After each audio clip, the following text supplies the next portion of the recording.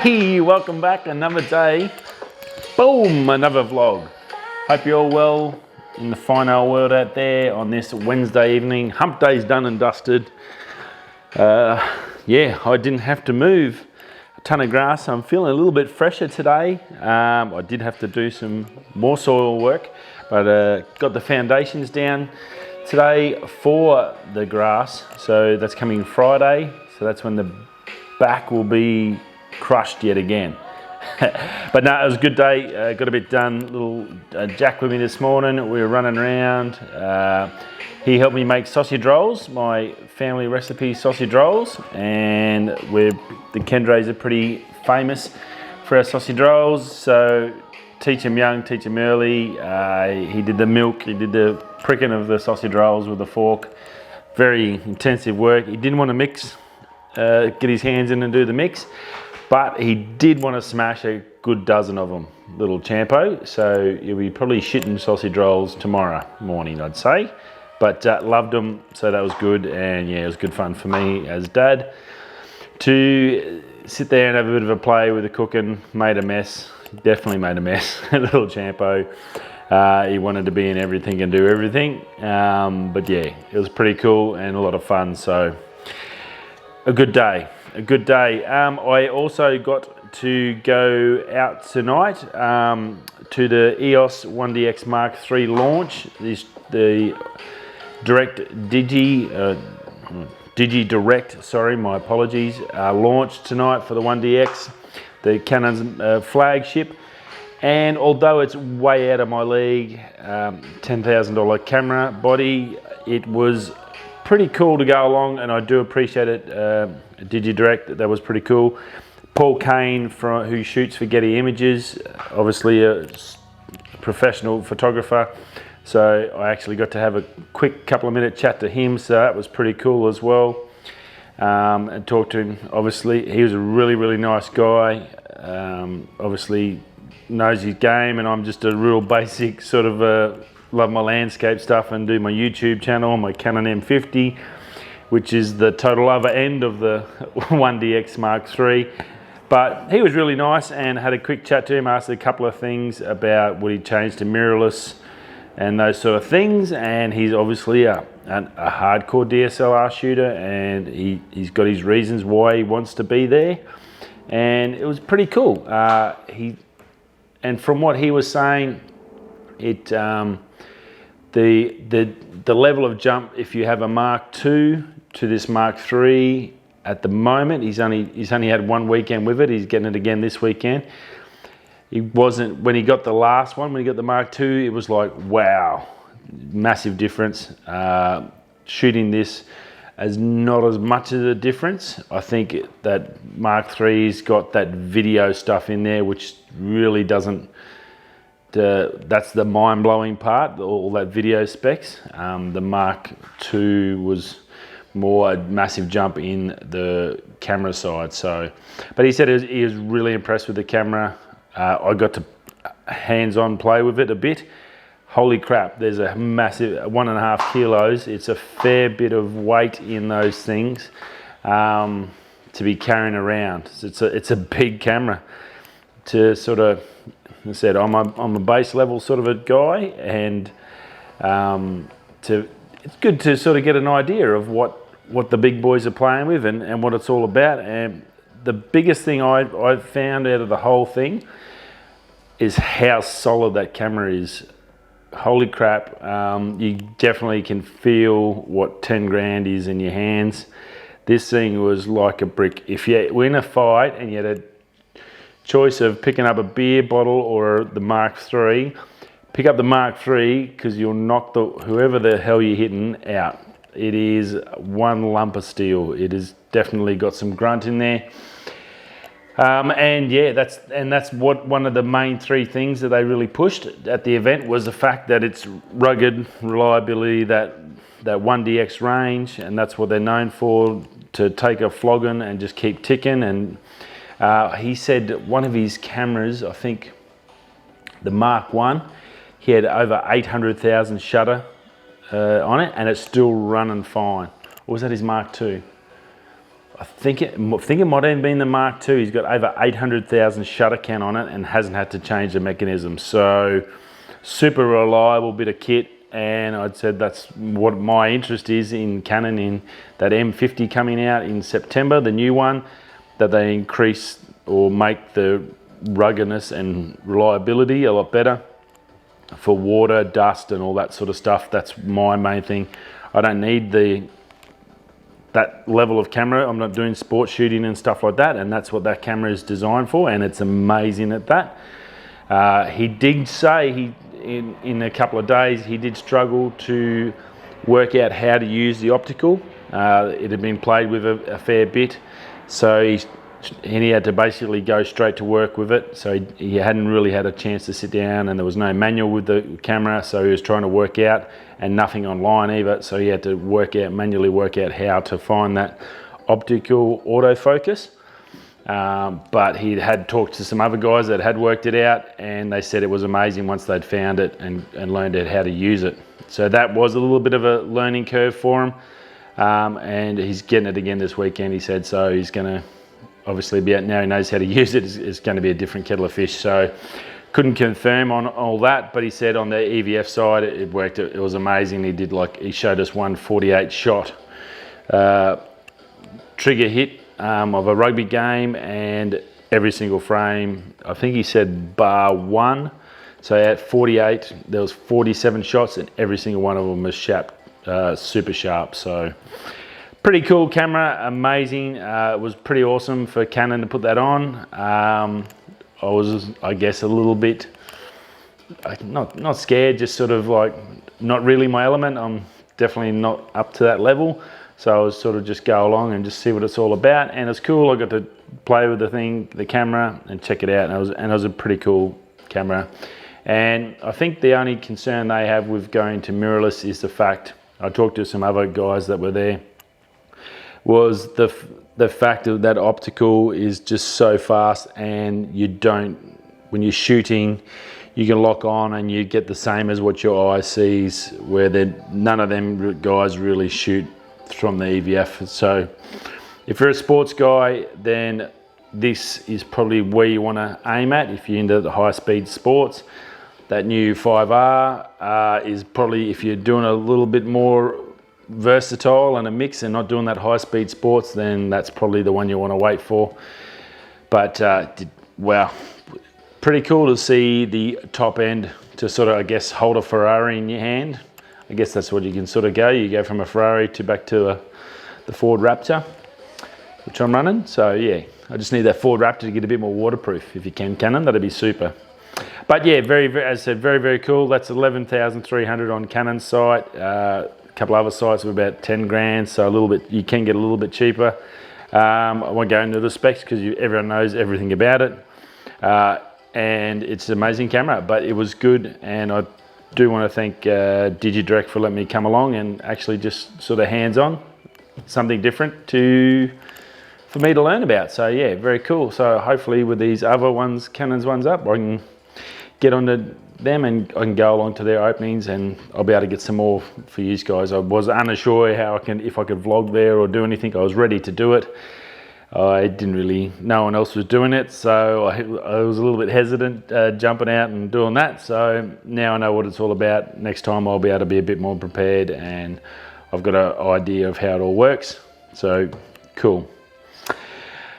Right, so that's taken up most of my night, but there I did check out some stuff. There was some big releases today in the tech side, especially in the photography side, and specifically more so in the camera, in the iPhone sector, and in phone camera stuff. Geez, that didn't sound right. Hang on, I'll have some red. That'll fix me. Cab Sav, beautiful, nice. Right, let's get into that. Polar Pro has released the Light Chaser Pro.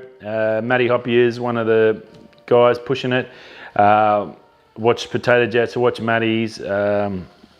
I actually think Potato Jets was more of a, if you're actually interested in it, go to Potato Jets, check his out. Matty he did some footage and stuff through Sweden. But yeah, Potato Jet did a really good run through of it, and not a bad bit of kit. Depending on what you're going to use it for, whether you're going to use it for filming or photography, depends how you use your phone and what you're going to use it. For me, my phone would be more of a film side. They've got two kits, as Polar Pro do. They sort of do a kit. It's March 28th release, but only if you've got an iPhone 11 or a Pro or the Pro Max. It's only 3 phones that it works for. So that puts me out. So I don't have to worry about that for Polar Pro at the moment. They have a case, a variable ND filter for it, and a handle that bolts onto it that allows you to add in your microphone or light or whatever. So 2 holes on either side of the handle. You can hold your phone. You've got this now. You've got an ND filter on there. You can get a set. I think it's a 6 ND8 or a 64 set options for the ND filter. So, and a circular polarizer. Now the variable ND on itself is $80. The circular polarizer will be 45. The ND8 or 64 are both 35 if you just want one of those. Or that comes in a kit for the film, which has the variable ND, no CP, sorry. That's 119 US dollars. These are all in US dollar prices, sorry. The photo kit, which is 99 US, only 20 bucks cheaper, only comes with a CP.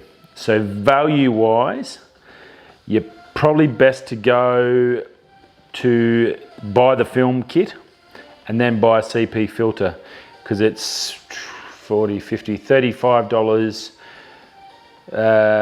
cheaper, the CP, than the variable ND, or more expensive. And it's only 20 bucks cheaper, to 20 bucks more to get the film kit, which gives you that thing, and then you're only missing the CP. So definitely, if you're going to buy one and you want the CP and the variable, I'd suggest you pre-order that film one.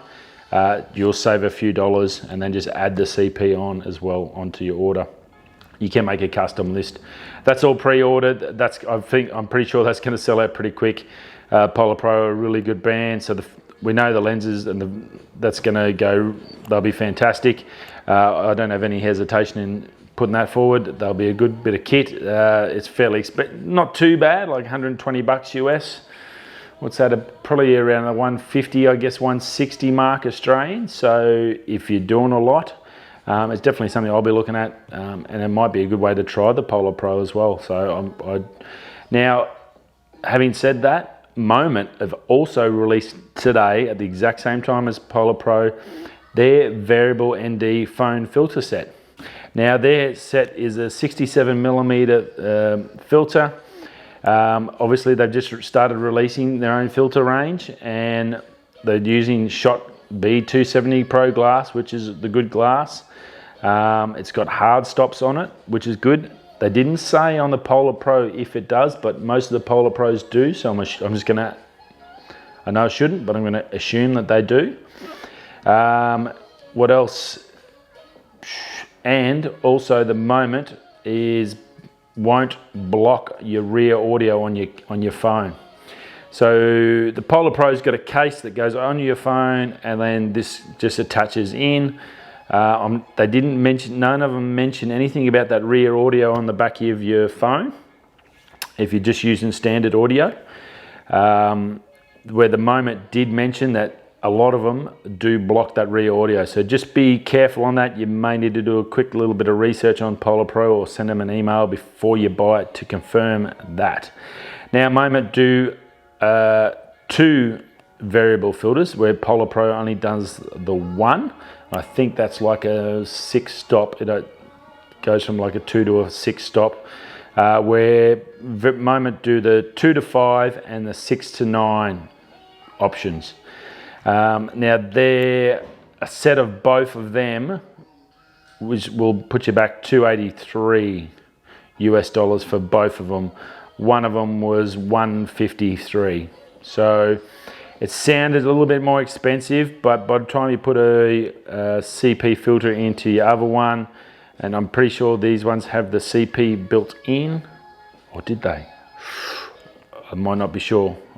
Might have rushed this a little quick, but yeah, just check that. So both quality, I guess depends on what brand you like, but there's 2 options now for your phone to get that filter on, which is fantastic if you're doing film.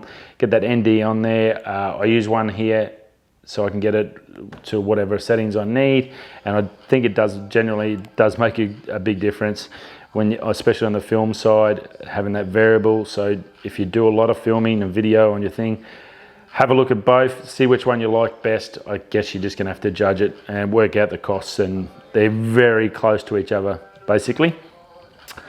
Yeah, so, and both quality. Moment, obviously using that good glass, so that makes a big difference, and I think Polar Pro uses that same sort of glass, so it's all about the films and the stuff. I wouldn't be surprised if maybe Polar Pro makes the Moment ones. They look very, very similar, hard stops, all the same sort of stuff. See what you can do.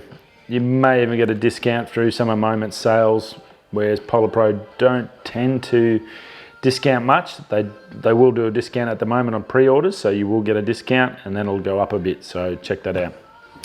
Rightio, and then last but not least, a little something, Australia to have its own space agency.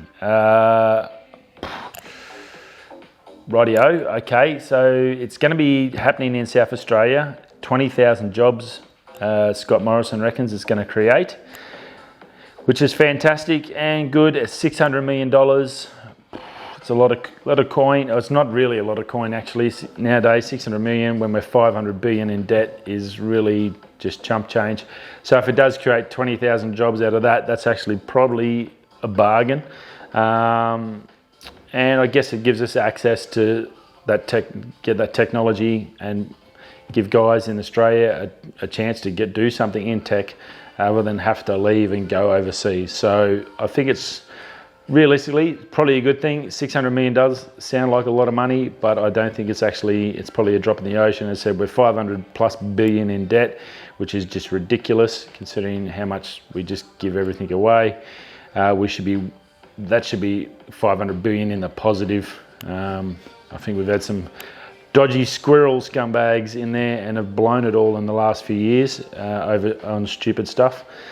So yeah, a bit of a shame on that. But yeah, space agency, I think it's more so not going to be, we're going to be going out, it's not a space force like the Yanks, it's going to be more so space